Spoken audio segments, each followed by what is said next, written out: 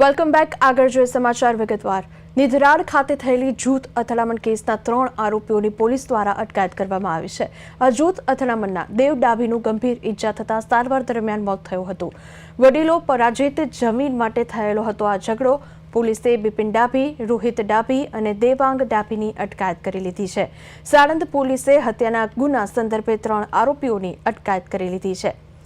મહત્વની વાત છે, જૂથ અથડામણ કેસના 3 આરોપીઓની હવે અટકાયત કરી દેવામાં આવી છે. વડીલો પરાજિત જમીન માટે આ ઝઘડો થયો હતો. તો દેવ ડાભીનું ગંભીર ઈજા થતા સારવાર દરમિયાન મોત નીપજ્યું છે. મીટિંગમાં એમની બોલાચાલી થઈ અને બોલાચાલી પછી જે 3 આરોપીઓ છે એ 3 લોકો જે છે એની સામેવાળી ફેમિલી ઉપર પણ અટેક કર્યો છે અને આપસમાં પણ ક્રોસમાં એફઆઈઆર થયેલી છે. અને એક બાજુ જે એને ફ્રેક્ચર છે અને બીજી બાજુ છે એ હોસ્પિટલમાં દાખલ થયા હતા. દાખલ થયા પછી એની સારવાર દરમિયાન એમની મોત થઈ ગઈ. કાકા ભત્રીજા એનો સંબંધ છે. અને બીજો એ જે આરોપી જે છે, આરોપીનું નામ જે 7/12 છે એને આ જે ફરિયાદી છે, ફરિયાદી બાજુના લોકો જે છે આ એનાથી હક હિસ્સો માંગ્યો હતો और એને લઈને એની તકરાર થઈ.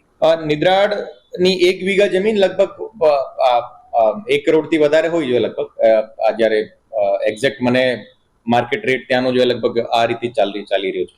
અને જમીન અહીંયાની કિંમતી છે આ જગ્યાની.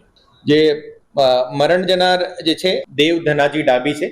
અને જે આરોપી જે છે, આરોપી 3 બિપિન ભીખાજી ડાભી અને રોહિત ભીખાજી ડાભી અને દેવાંગ છનાજી ડાભી એ 3 નિદ્રાળના રહેવાસી છે.